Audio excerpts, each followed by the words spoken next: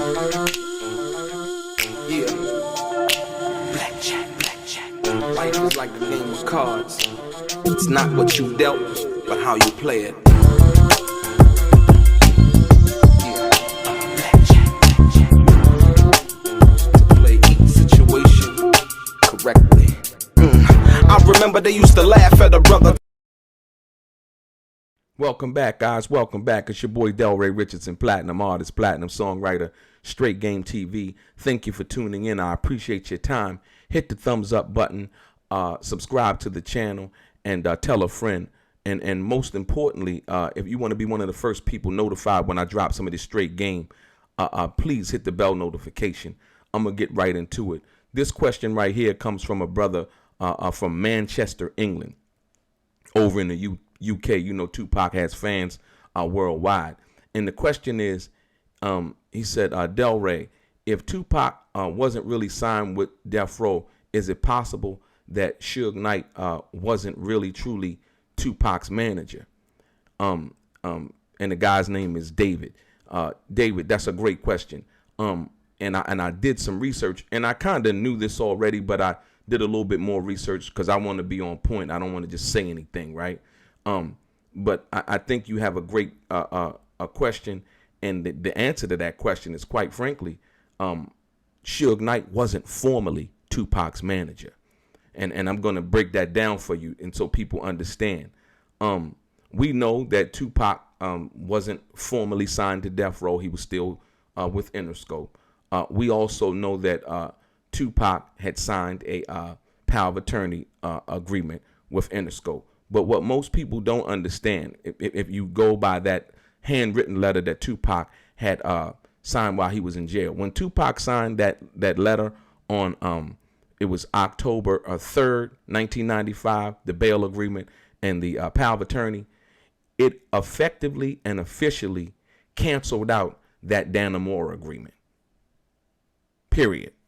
By the last paragraph that I read to you, basically saying that that the Interscope's contract will be in full force and effect, right? So that, took away anything that was in that agreement as to, the possibility of anything happening in regards to that.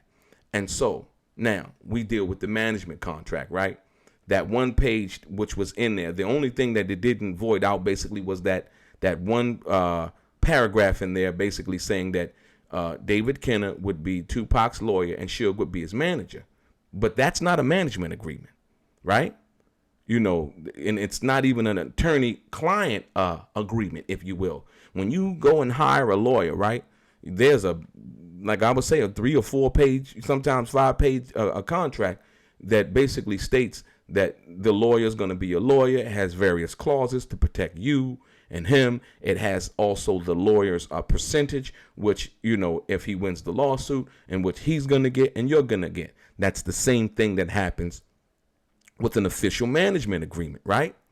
And so I'm going to get into the nuances of that in the lawsuit that Afeni Shakur filed against Suge Knight, right? And David Kenner. You got to understand this.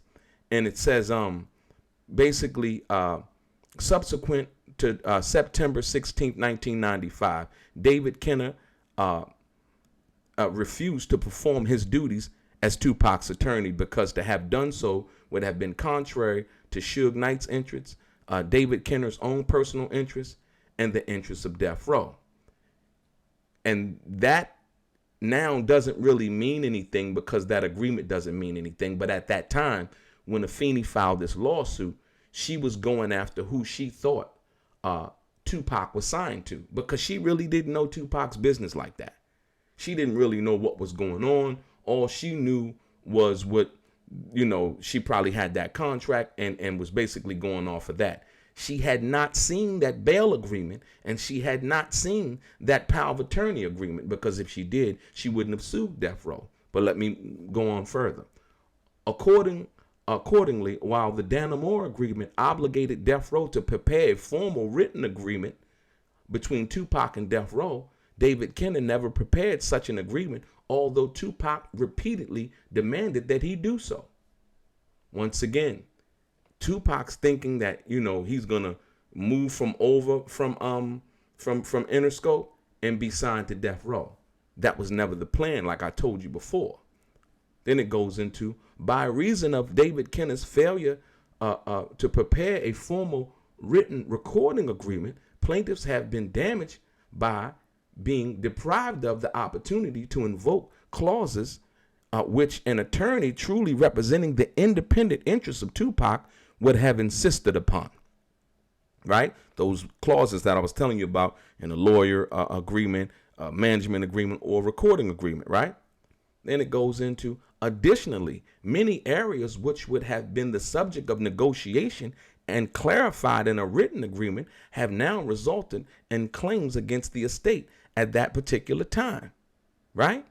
Now, this is where it gets interesting. And when I tell you that, the guy David, from Manchester, England, had a great question. Check this out.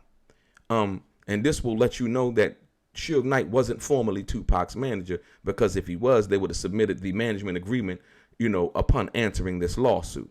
It says, for example, Suge Knight has filed a claim against Tupac's estate, asserting that he's entitled to receive 20% of the sums due to Tupac as his manager, even though there is no provisions for compensation in either of the agreements Tupac signed, meaning the agreements when Tupac signed them handwritten agreements, the one stipulating the things that were supposed to happen in the formal agreement, and the other one stipulating basically that Suge was his manager and Kenner was his attorney now, right?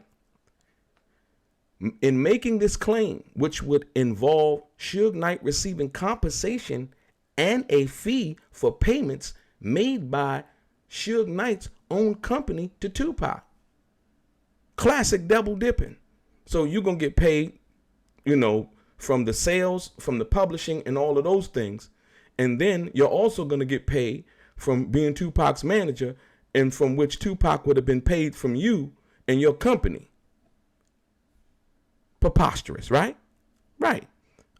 Knight relies upon custom and usage in the business. Once again, Suge Knight relied on custom and usage in the business, and which tells me that Suge Knight really didn't know the music business. He really didn't know what he was doing. That's what that tells me. You can say, oh yeah, he was just trying to, no. You would never put yourself in a situation like that, knowing that if Tupac really saw, which he did see later, what was going on, that he could file a lawsuit and that would be immediately discovered. As it was in this lawsuit, the only thing, Tupac was deceased at the time.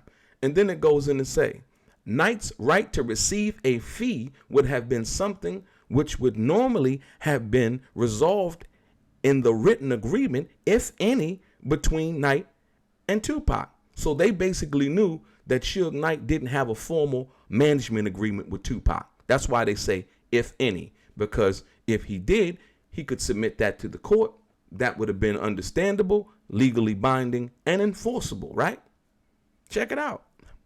It says, if David Kenner had been protecting Tupac's independent interests, he would have pursued those final agreements, the management agreement and the formal recording agreement that was supposed to be with Death Row, as they said in that written agreement when he first got out of jail, that would have dealt with these issues in the documents and would have made it clear that Knight was not entitled to independent compensation as Tupac's manager, right? And it goes to say, but for Kenner's failure to properly exercise his professional responsibility to Tupac, Tupac and the estate would not now be subject to such claims by Death Row and Knight. It's crazy, man. It's crazy. So when you look at this whole thing, Suge Knight wasn't formally Tupac's manager.